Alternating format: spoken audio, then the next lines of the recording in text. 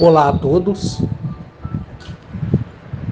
Hoje, 6 de outubro de 2021. O início da gravação desse áudio é 18 horas e 48 minutos. Eu havia prometido para vocês que na data de hoje, né, logo que eu cheguei de Goiânia, eu gravaria para vocês mais um áudio, né? Eu vi que a maioria de vocês aqui da lista de transmissão gostou demais da experiência compartilhada, né? Que mesmo sendo uma colaboradora minha, para me narrar a história dela, eu pedi autorização para ela. Para que assim, no futuro, né? Que pode ser amanhã, semana que vem, daqui a alguns instantes, ela, se assim quiser, e eu já orientei ela também, ela pode falar abertamente, contando, né? Com as palavras dela, aquilo que eu narrei para você naquele áudio chamado Um Presente do Céu, né?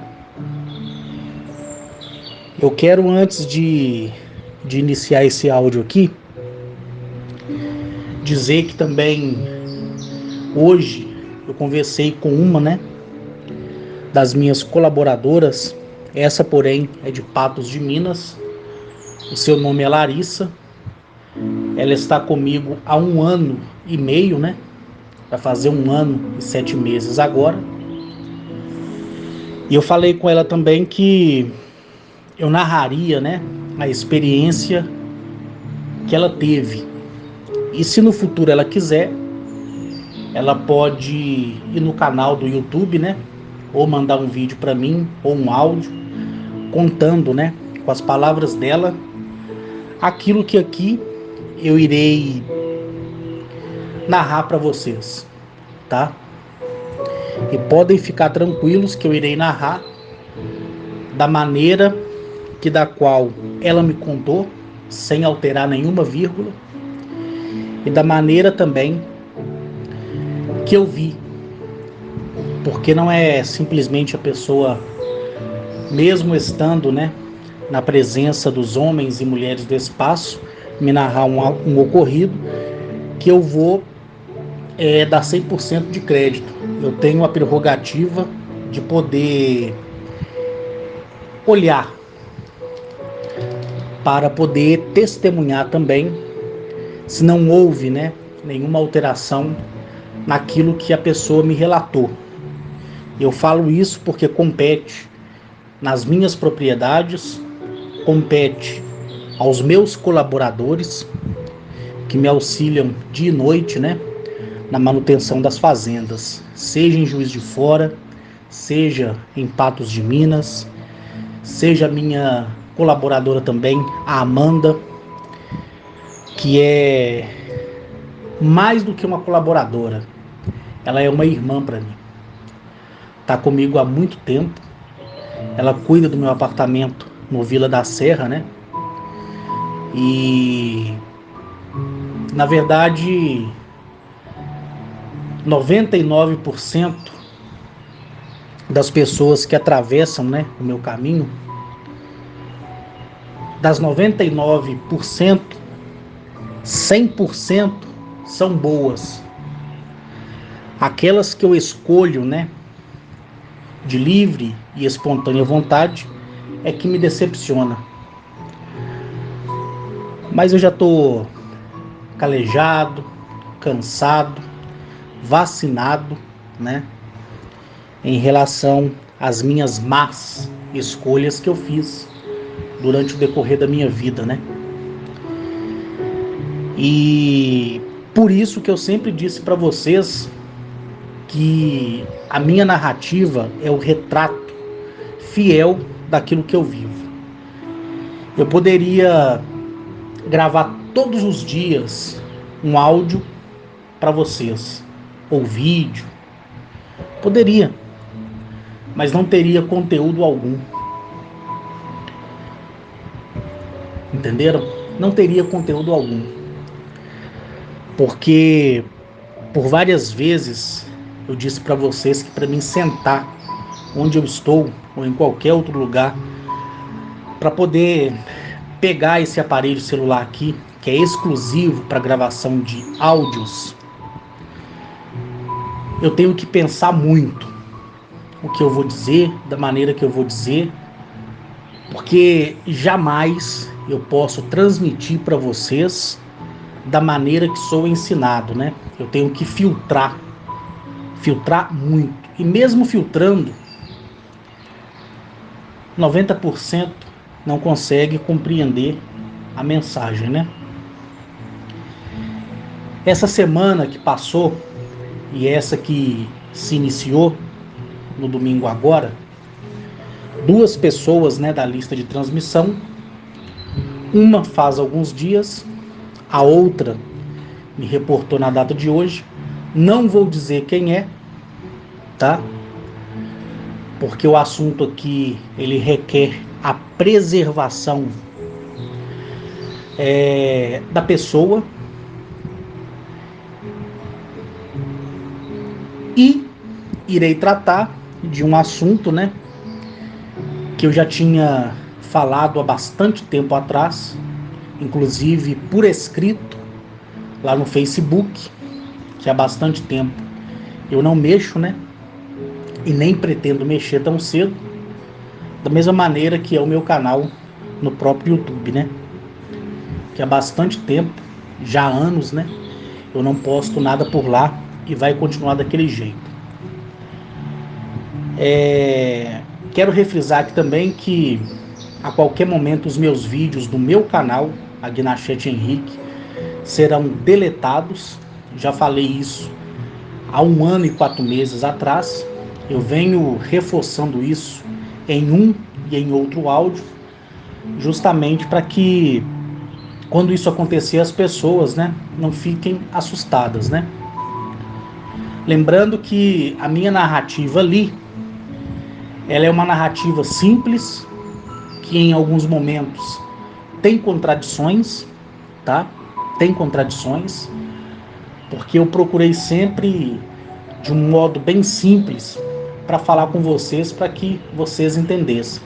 Mas se vocês analisarem o primeiro áudio e o último, vocês irão ver que essas contradições nada mais é do que uma adaptação nos termos, né, de mudanças que eu usei para poder trazer o mesmo significado aquilo que eu disse no primeiro ao último áudio. E entenda, né, quem assim quiser e desejar.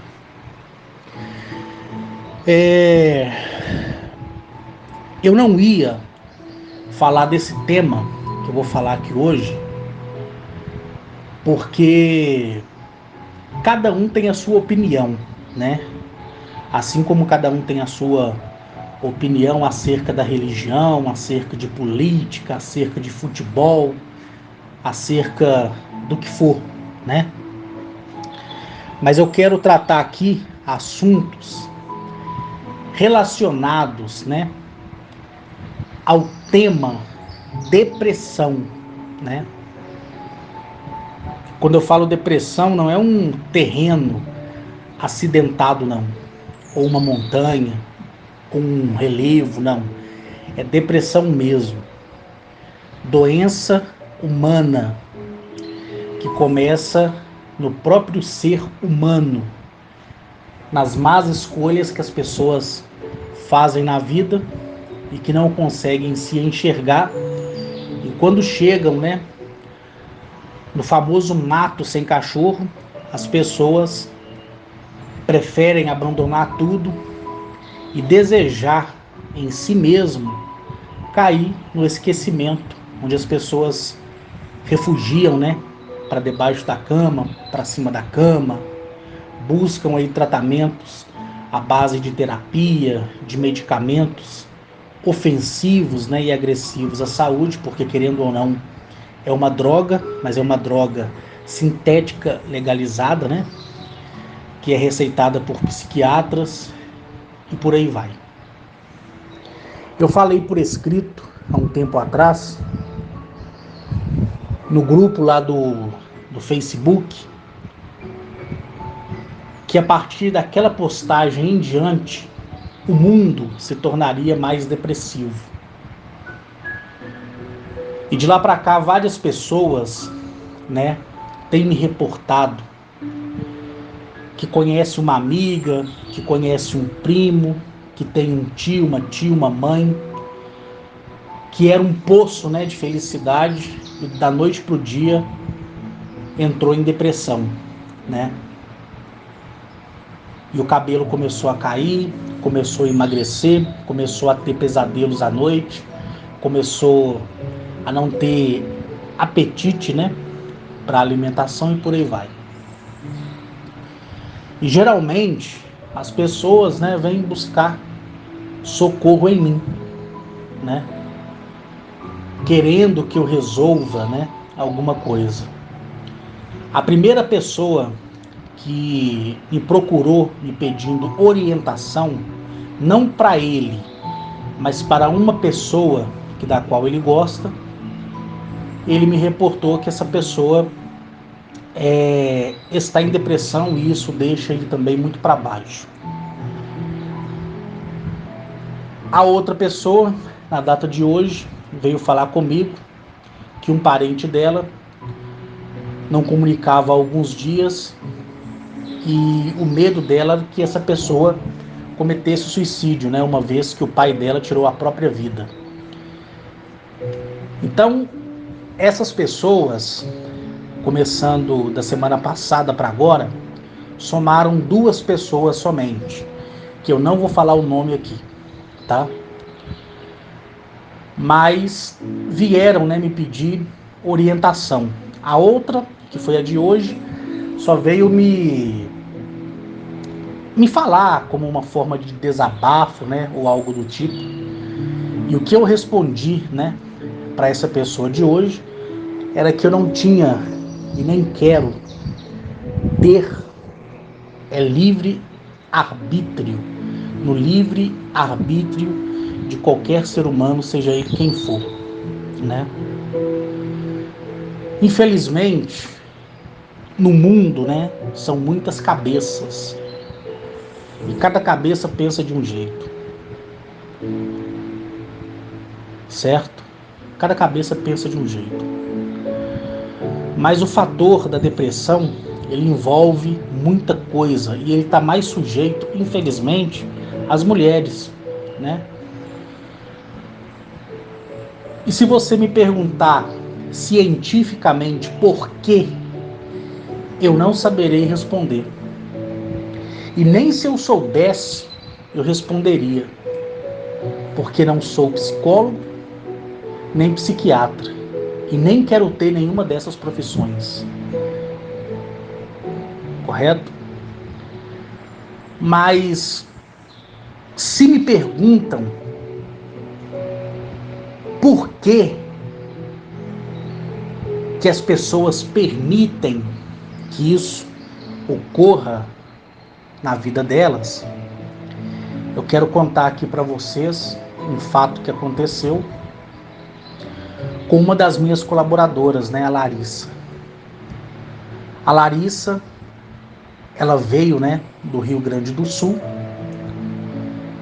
Ela foi indicada pela tia dela para trabalhar na fazenda em Patos de Minas. Até então, as pessoas que me são indicadas para a oferta de trabalho, seja aqueles que irão cuidar da horta, do pomar, da criação, do jardim, da casa sede, né? Da casa dos caseiros, dos funcionários, das roupas. Cada um tem a sua função específica. Eu gosto muito da indicação de quem já está comigo, para que eu não tenha, né, a necessidade de vasculhar, né, a vida da pessoa através da primeira e da sétima visão. Eu já falei para vocês uma vez que o meu jeito bobo é só no andar e no falar. Para aqueles que conversam comigo aqui no WhatsApp, né, na lista de transmissão e nos contatos pessoais, né, que eu tenho, sabe que eu converso com 100% de vocês por conversar mesmo. Pergunto as coisas por perguntar. E acredito que 70% da lista de transmissão que eu já conversei, porque eu não converso com todo mundo, entendeu que de fato não há necessidade nenhuma de ninguém falar nada comigo. E quando eu pergunto a alguém, é porque eu uso aquele alguém como uma válvula de escape para eu poder conversar, correto? E muitos já foram, né, e são testemunhas do que eu estou dizendo aqui. Então, quando a pessoa inicia uma conversa comigo, eu já sei o que está acontecendo, o que está passando, o que vai acontecer. Eu já deixei isso claro e provado para a maioria de vocês. Então, quando eu converso com alguém, compartilho aqueles vídeos lá do TikTok, né, aquelas brincadeiras lá do TikTok, uma lista de transmissão, é para a gente distrair a mente da gente mesmo. Quando eu puxo conversa com alguém, ou quando eu peço ajuda a alguém para alguém, eu já sei que vou receber um não, eu já sei que vou receber um sim, eu já sei quem pode fazer, quem não pode fazer, quem quer fazer e quem faz por obrigação. Eu sei o que a pessoa vai passar naquele dia, se ela vai tropeçar, se ela vai se decepcionar, se ela vai ficar desempregada, se ela vai conseguir emprego. E eu não me sinto bem sabendo dessas coisas, né? Mas infelizmente é assim. E tem sido assim há 14 anos. Há 14 anos que fez agora no último dia 20 e no último dia 23 de agosto, né, de 2021. Então, eu não tenho interesse em saber nada de ninguém, mas quando eu sei porque a lei Asto me deu, né, essa prerrogativa, me deu esse benefício da visão, esse benefício da leitura do pensamento da pessoa e da intenção da pessoa para comigo, para que eu possa me precaver. E mesmo assim, eu me permiti ser enganado por muita gente. Muitas. Porque eu tenho um lado fraco. Eu tenho um espinho na carne que é a minha perdição. É a minha perdição. E o meu espinho na carne é poder me compadecer demais da pessoa humana. Esse é o meu espinho na carne. Então, no passado, que nem eu contei para vocês, eu quero dizer aqui que eu não tenho pressa nenhuma de gravar esse áudio que eu estou fazendo aqui para vocês, seja ele durar o tempo que for. Então, eu quero trazer alguns tópicos aqui para vocês entenderem. Antes de me apresentar em 2006 na internet, no meio de comunicação do YouTube, como todo mundo que é mais antigo já sabe, eu já me compadecia, né, da pessoa humana desde quando eu tinha 11 anos de idade. Então essa maldição de às vezes não se preocupar em saber se o que o outro está falando é verdade ou mentira, eu venho carregando comigo desde os meus 11 anos de idade. Várias vezes eu fui chamado a atenção por pessoas humanas e depois de 2007 por esses homens e mulheres do espaço, né? Que são tão humanos como eu e você, correto? Porém, perfeitos. Perfeitos. Queira a maioria acreditar e julgar ou não. Então, quando você tem tudo na vida, quando você pode alcançar o que você quiser, quando você tem conhecimento desse segredo, a intenção é você compartilhar aquilo que é seu dentro de uma responsabilidade para o benefício comum das pessoas. E no passado, como eu já disse, volto aqui a dizer, quem já ouviu sabe que eu vou falar a mesma coisa.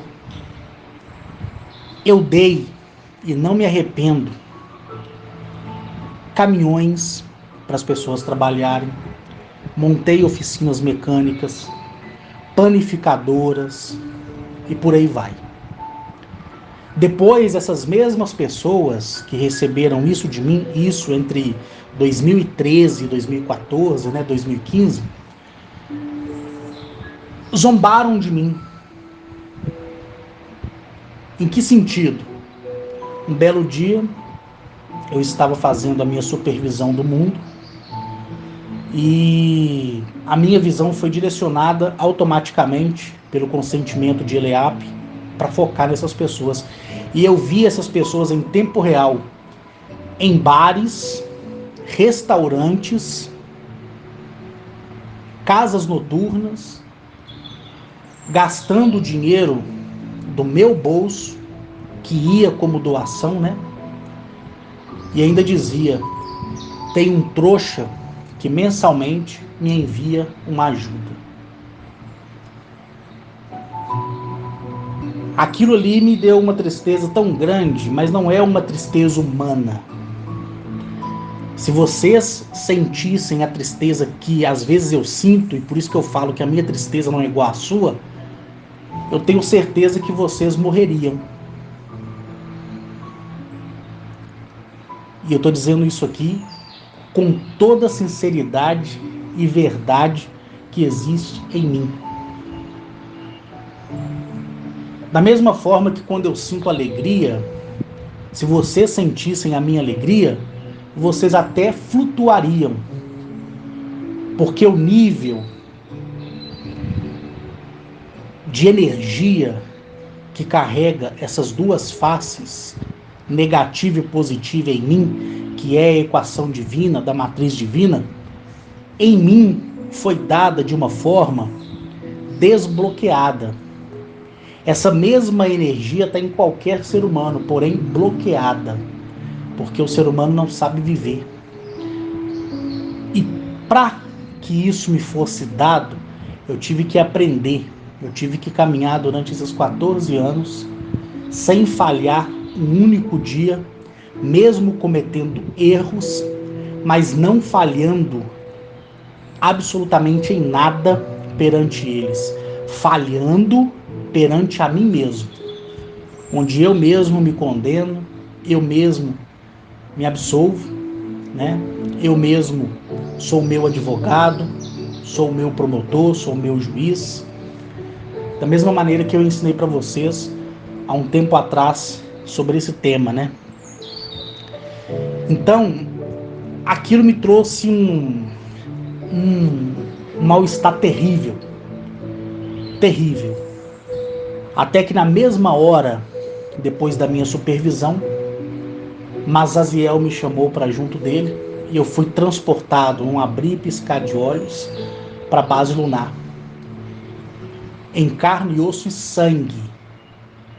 E chegando lá, ele abriu um telão e me mostrou mais detalhadamente os erros que eu tinha cometido.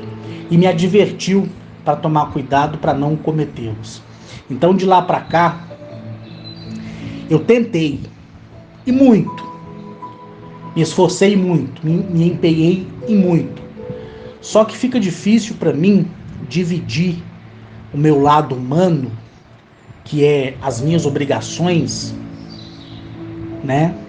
de ser um bom patrão, de ser um bom servidor, de ser um bom viajante estelar. Fica difícil eu ter que tomar conta de tudo numa única só vez. Então eu tenho que me dividir. Quando é para mim trabalhar para mim mesmo, eu estou trabalhando. Quando é para dar atenção aos homens e mulheres do espaço, aquele é o momento. Mas eu não me preocupava em dar momento em saber se as pessoas estavam mentindo ou não para mim. E vocês da lista de transmissão são testemunhas de um ou outro que passou por nossas vidas e que nos decepcionou. Todos vocês sabem o que aconteceu.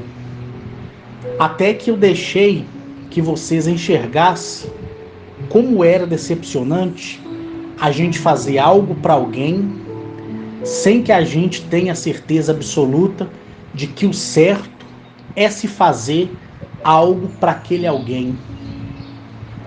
E vocês viram, vocês foram testemunhas. Então ninguém pode negar isso, correto? Então, geralmente, quando o Ronaldo, o Sérgio indicam pessoas para mim para trabalhar na segurança, para trabalhar na limpeza, na manutenção em geral, como já narrado por mim, eu acredito que aquela pessoa é uma pessoa boa, porque eles sabem como funciona as coisas comigo. Então eles não vão me indicar um amigo, um parente, ou seja lá quem for, se eles sabem que a qualquer momento, se eu lembrar daquela pessoa contratada, eu posso vasculhar a vida dela desde antes ela ter nascido até aquele momento e o que vai acontecer dali para frente. Se ela me roubar um pêssego, né, um caju,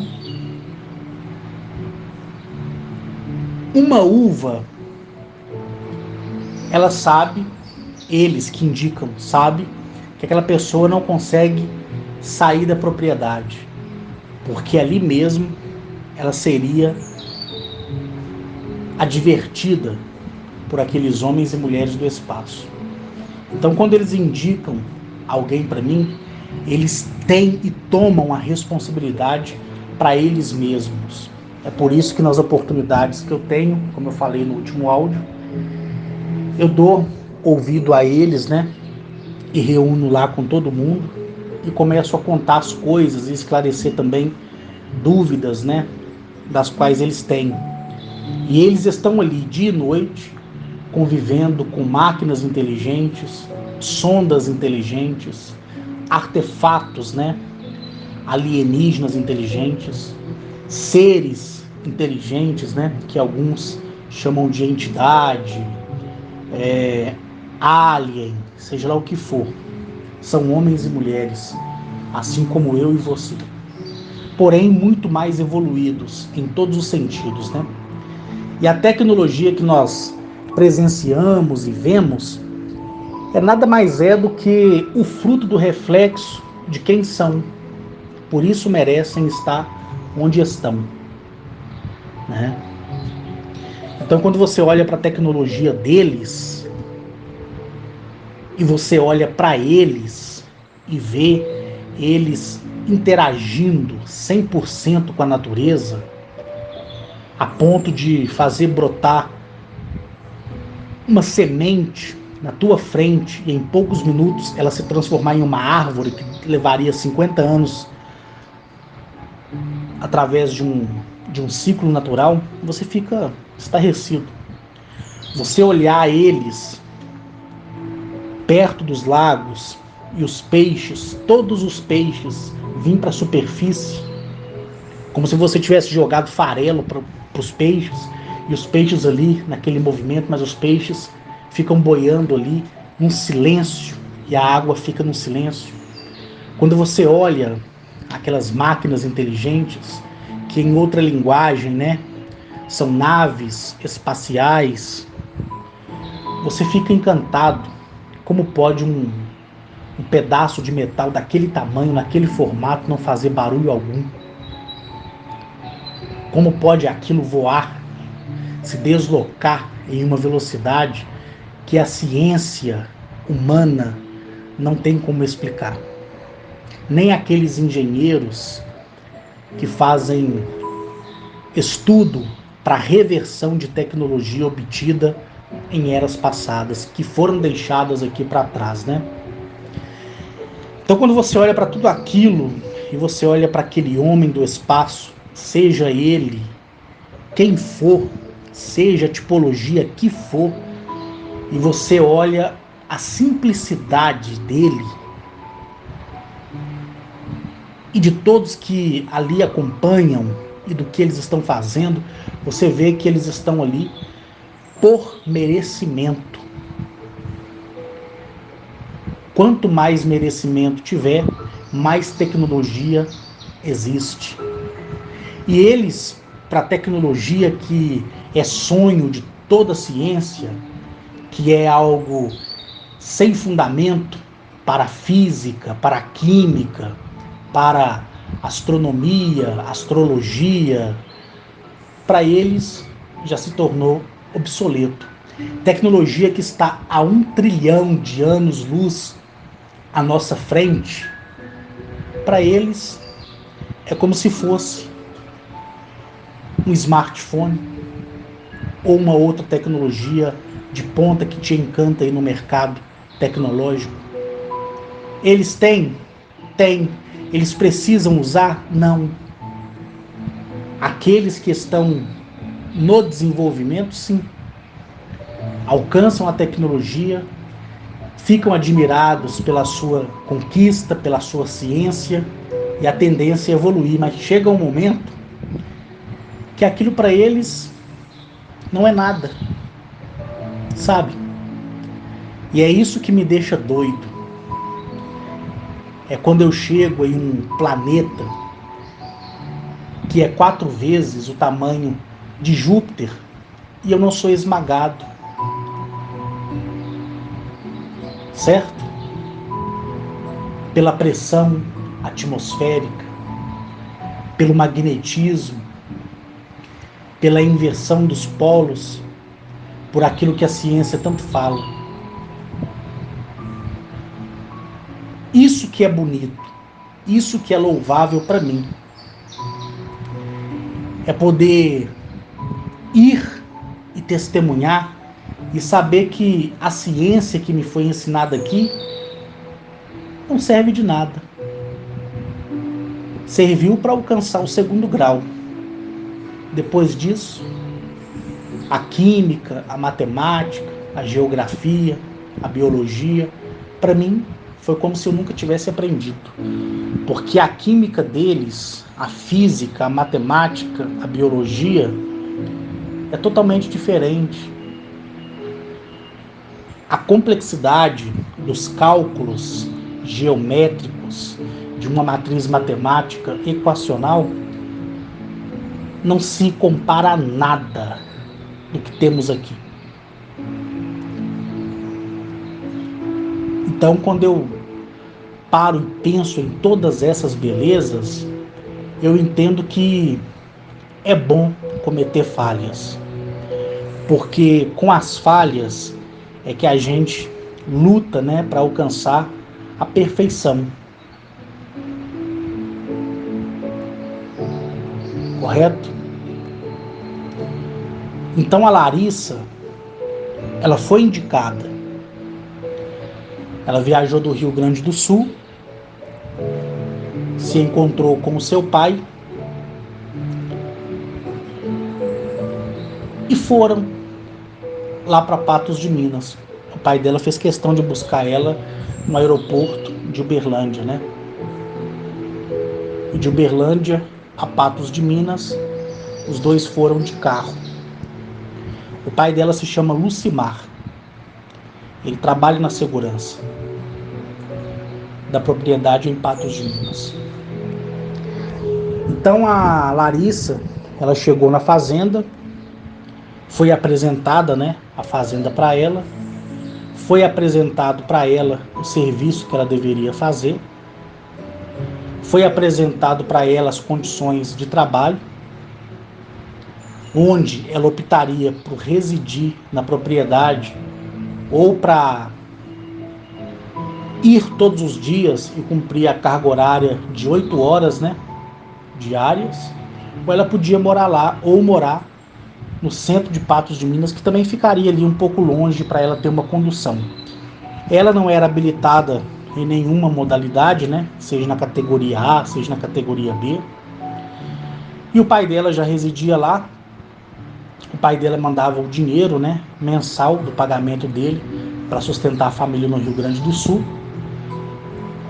E o sonho dela era, com 27 anos de idade, ingressar, correto? na faculdade. O sonho dela é ser médica.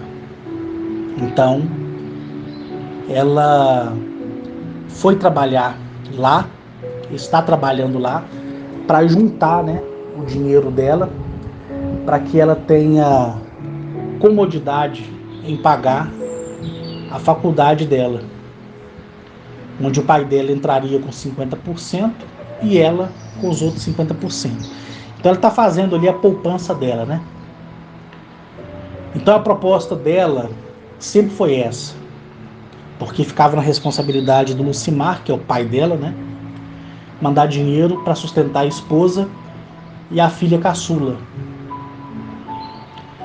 Então, uma vez apresentada lá a propriedade para ela, ela entendeu onde seria a função dela todos os dias, ela entendeu, compreendeu, leu as regras do local, foi advertida, né? E começou a trabalhar. Passados, né? 1 ano e 2 meses, correto? 1 ano e 2 meses, ela começou a sentir uma tristeza muito grande, muito grande. Essa tristeza se transformou em choro, esse choro se transformou em desânimo, o desânimo se transformou em depressão. E para tudo na vida da gente, para toda ação há uma reação, e para tudo que se passa há um propósito, seja ele bom ou ruim, mas há um propósito para servir de exemplo para os que ficam, né? Ela entrou em depressão. Ficou triste. Quando ela começou a trabalhar lá, nos primeiros 4 meses, ela não via absolutamente nada. Não via nave, não viu nenhum ser. Ela só ouvia o que o pai dela contava, o que o caseiro lá contava, o que as mulheres contavam e o que, de uma maneira geral, todos contavam, né? E ela sempre teve aquele desejo de ver. Católica, né? Quando eu estava lá no Rio Grande do Sul, ela participava de uma... Como é que eu vou dizer aqui para vocês entenderem? Ela participava de um grupo chamada... O grupo era chamado de Legião de Maria, né? Onde as mulheres reúnem ali e faz adoração, reza, né? Para Maria, né? Então, ela participava de um grupo religioso chamado Legião de Maria. E isso foi durante muito tempo, desde quando ela tinha os 16 anos de idade, né? Sempre foi levada pela mãe, levado pelas tias, pela avó. Então ela cresceu com isso. Tanto é que quando ela chegou lá na propriedade, ela tinha levado, né, a Bíblia dela, o terço dela, sem problema algum, correto? E ela não conseguiu encontrar força na religião, naquilo que ela acreditava. Então, ela sempre buscava aquilo que ela acreditava, mas não surtia nenhum resultado. E o pai dela, né, o Lucimar, ele sempre falava para ela: olha, Larissa, se você acreditar no que é impossível, você se tornará uma pessoa melhor. E aquilo abalava muito mais a Larissa do que ajudava ela. Então, os primeiros 4 meses, ela estava bem, sem problema nenhum. E não tinha visto nenhum homem, nenhuma mulher do espaço e nenhuma máquina inteligente, nada. No 5º mês, ela saiu da casa sede, era num domingo, e ela fez o percurso, né, de quase 1 quilômetro para chegar na casa onde o pai dela mora lá, que ela mora com o pai, né? E no meio do caminho, ela viu vários dispositivos, né? Vários, vários, todos esféricos, de cor laranja. E todos esses dispositivos, que ela não soube precisar a quantidade de tanto que era, impedia ela de continuar. E ela disse para mim, assim como ela falou pro pai dela, que sobreveio um medo tão grande, que diz ela assim, que era como se tivesse uma parede invisível e várias bolas pregadas nessa parede, porque nada se movia, não via barulho nem nada. E ela disse que quando ela olhou para trás, ela viu um ser, uma mulher alta, morena jambo,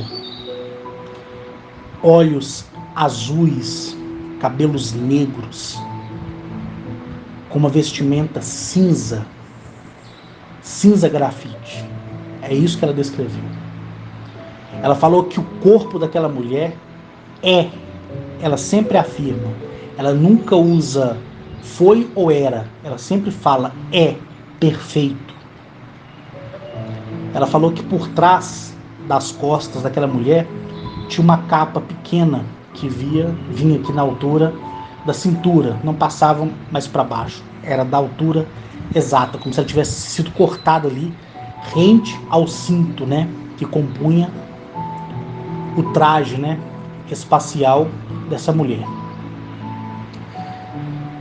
Ela falou assim que ficou tão abismada com a beleza e com a essência e com a paz que aquela mulher transmitiu, que ela disse assim que ela não sabia o que fazer.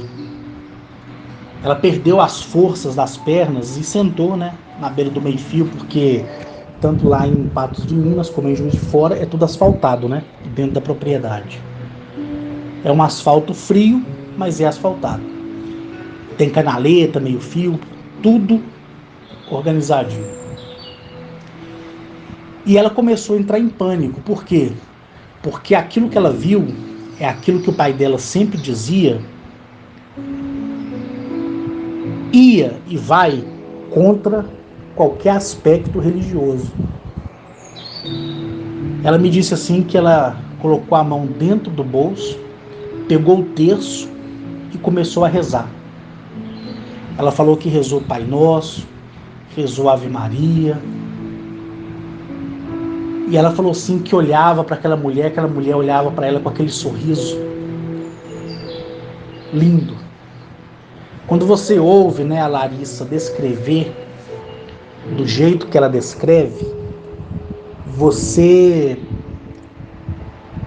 sonha, você fica em êxtase, você vê os olhos da Larissa brilhar, você vê mudar até a cor da pele dela, de tão emocionada que ela fica. E quando ela não consegue expressar aquilo que ela quer, ela começa a ficar gaguejando, ela começa a ficar um pouco nervosa, ela até chora. Quando ela contou para mim, foi como se eu nunca tivesse visto um homem e uma mulher do espaço, porque o jeito que ela narrou para mim, eu espero que um dia ela venha narrar para vocês, me fez chorar, como se eu não conhecesse nenhum homem, nenhuma mulher do espaço, como nunca eu tivesse testemunhado tudo que eu testemunhei em 14 anos. E isso aconteceu no 5º mês. Quando ela olha de novo para essa mulher do espaço, e o nome dessa mulher do espaço, traduzível para o nosso dialeto, soa como Maacaal. M-A-A-C-A-A-L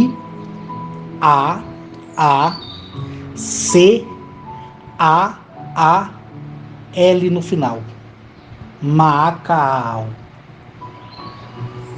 Só que o nome dela não é esse. Traduzido para nossa fonética, soa da maneira da qual estou passando para vocês, como eu também já expliquei por várias vezes como isso funciona e como eu traduzo, né, para nossa língua o nome desses homens e dessas mulheres do espaço. Então, Maacao, ela olhou para Larissa assim, Larissa me contando, e falou para ela assim: mulher, é a coisa mais linda, porque quando eles se referem a mim, quando eles não me chamam de Arques, né? Foi, quer ver?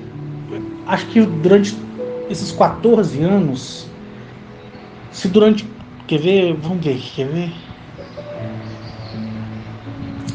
Pior que eu não gosto de falar uma coisa quando eu não tenho certeza, mas deixa eu colocar aqui por alto aqui, quer ver? Ó? Deixa eu tentar pensar mais ou menos.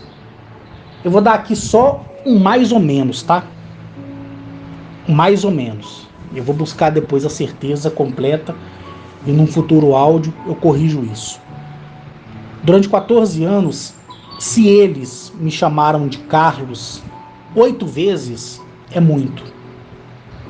Sempre me chamaram de homem, ou de filho de Eleape, ou de herdeiro de Sírios, ou de Arques. Poucas foram as vezes que eles me chamaram de Carlos. E quando eles referem a nós como homem, mulher, você sente assim uma coisa entrar dentro de você de uma forma que você fica até engasgado. Parece que o seu esôfago aqui fecha. Seu coração quer pular pela boca. Então ela chegou perto da Larissa, e a Larissa falou assim que tudo ao redor, grama, graveto, tudo flutuava por causa da essência da matriz divina de Maacao. E a Larissa conta assim que quando olhou para ela e viu aqueles olhos azuis, aquela pele perfeita, aquele cabelo negro, Maacao disse assim: mulher, não tenha medo. E a Larissa falou assim que viu uma luz tão forte, mas tão forte, que ela simplesmente adormeceu. Simplesmente adormeceu. E eu sei como isso funciona, né? Na prática, eu sei como isso funciona. O seu pai, ele pega o plantão dele 6 horas da manhã e vai até às 18 horas, né? 12 horas por 36. E a Larissa, ela saiu da sede no período da tarde, por volta das 14, quase 15 horas. Foi o momento que ela se deparou com tudo isso, né? E o pai dela largou o plantão e nesse intervalo ninguém da ronda passou ali, onde ela estava adormecida. O pai dela, por sua vez, utilizou o veículo, né, de ronda, de patrulhamento dentro da propriedade, foi com ele para a casa dele para passar o veículo, né, para o próximo vigilante, que assumiria a responsabilidade da direção e voltaria para a entrada da propriedade e ali ia receber, né, instruções ali para o serviço noturno. E quando o pai dela passa por lá, e isso com certeza já era por volta de 18h20, 18h30, né, da noite, o pai dela vê ela caída, né, deitada na grama, com um terço na mão. O pai dela, desesperado, né, Lucimar, desce do carro, chacoalha a filha, coloca a cabeça dela no colo e fica pedindo, por favor, que a filha dele não tivesse feito nada de ruim, para que aquele mal, né, viesse sobre a vida da filha dele, porque ele não sabia o que tinha acontecido. Ele simplesmente viu ela desfalecida, sem reação nenhuma, né? Ele não sabia olhar o pulso, batimento cardíaco, então, a princípio, segundo o que ele próprio me disse, ele pensou que ela estava morta. Foi aí que ele percebeu que ela estava na temperatura normal e o corpo mole. Ele colocou ela dentro do carro, levou ela, os vizinhos dele, né, ajudaram ele a levar ela para dentro de casa. Ele pegou um pano, umedeceu esse pano com álcool, colocou na testa dela, que é aquilo que as pessoas fazem, né, quando uma outra tem desmaio. Eu não sei se é o certo, mas o povo antigo faz isso. E foi aí que ela recobrou a consciência. E o pai dela me disse assim que quando isso aconteceu e que ela abriu os olhos, todos, o pai, o pessoal que ajudou o pai a tirar ela de dentro do carro, né, para levar e deitar ela na cama, quando ela abriu os olhos, eles viram os olhos dela brilhar como se fossem duas lâmpadas, até que o brilho sumiu. E o que é isso, Carlos? Na verdade, é a essência do brilho que permaneceu na centelha dela quando, né, Maacao se foi, né? Então aquele brilho, aquele flash ficou armazenado na memória dela e transcendeu através da carne dela para que todo mundo ali pudesse testemunhar que realmente ela tinha visto algo que eles já testemunham, né, há bastante tempo, mas que ela teve a experiência dela no 5º mês. E daí para lá ela contou tudo o que aconteceu, que eu acabei de narrar aqui para vocês. E o tempo passou, do 5º ao 10º mês, ela passou a ver somente sondas, naves, mas nada de ser. E ela virou para mim e falou comigo assim: Senhor Carlos, todos os dias que eu largava serviço, porque geralmente quando ela pegava, ela ia com o pai dela de carro, né? Então, o carro que eu estou dizendo aqui, pessoal, é o carro da propriedade. São picapes, né, que eu tenho lá, todas preta fosco. As picapes são Amarok, com giroflex, né? Porque a minha segurança é uma segurança orgânica, né? Todo mundo trabalha armado, com autorizações específicas, com cursos de formação de vigilantes, né? Para cuidar do meu patrimônio. É necessário isso, Carlos? Não. Não é necessário. Mas para impor respeito para qualquer pessoa que ousar tentar entrar. Porque é melhor ter e não servir do que não ter e qualquer pessoa que tentar adentrar lá ser machucado por qualquer sonda dessa alienígena, né? Então por isso que eu tenho essa segurança. E também ajuda também no emprego, né, de muitas pessoas aí.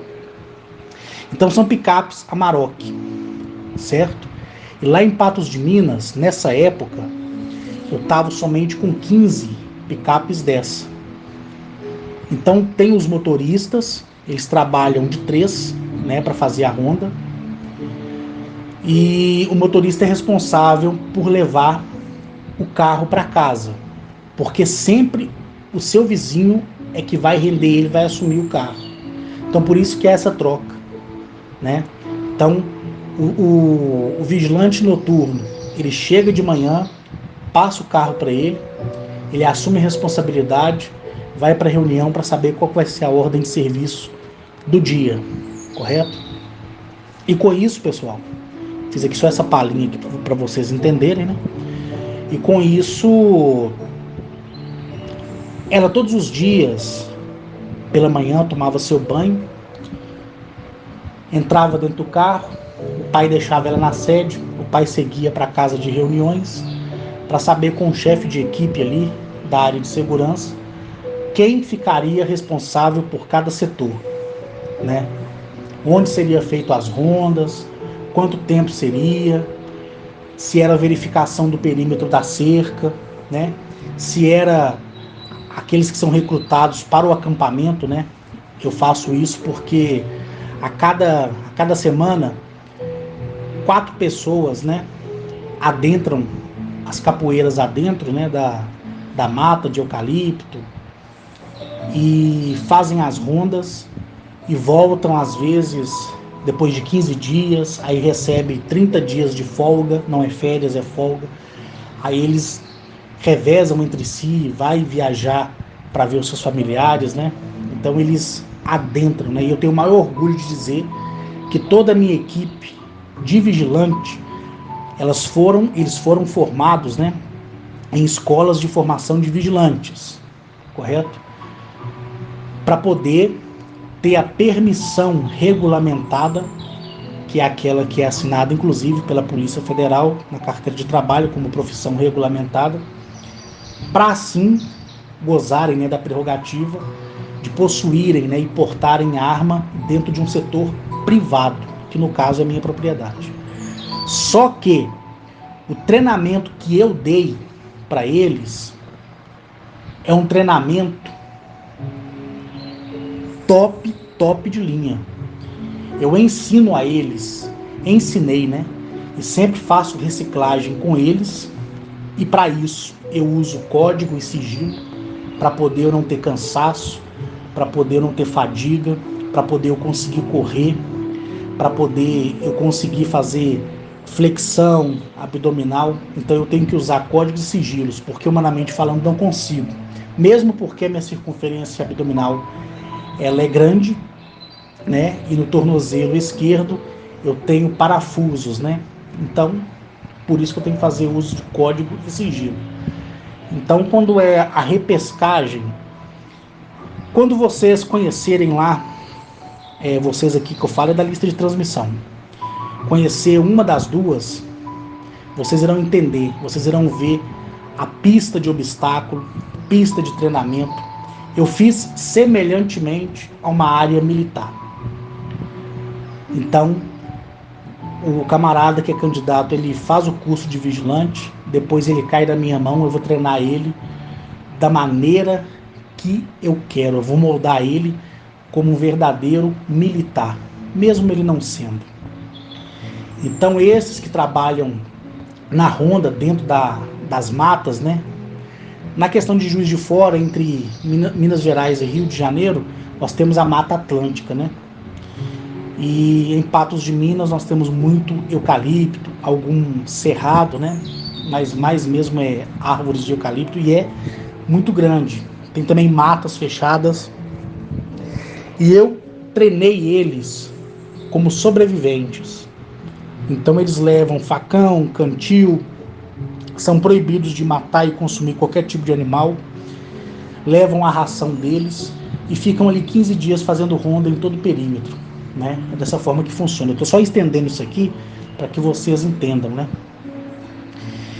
Então, uma vez que a Larissa me disse, ela disse que todas as vezes que ela vai com o pai dela e o pai dela deixa ela na sede, ela passa no lugar e sente aquela sensação, aquele prazer de querer que aquilo acontecesse de novo. Só que não tinha acontecido, aconteceu aquela vez, até aquele presente momento. E quando ela vai para casa, ela caminha lá os seus 1 quilômetro, 1 quilômetro e pouco, ou menos, acho que é 900 metros. E ela passa no local, senta, deita, só que ela sonha, né, em ter aquele contato. E aquele contato não vem. O tempo passa e no 12º mês ela começa a sentir depressão. E o tempo vai se desenrolando, ela vai emagrecendo, ela não tem força mais para executar a função dela, porque a função dela lá na casa é o seguinte, é retirar todas as roupas de cama, lavar, passar, substituir as roupas de cama, lavar todos os banheiros, né?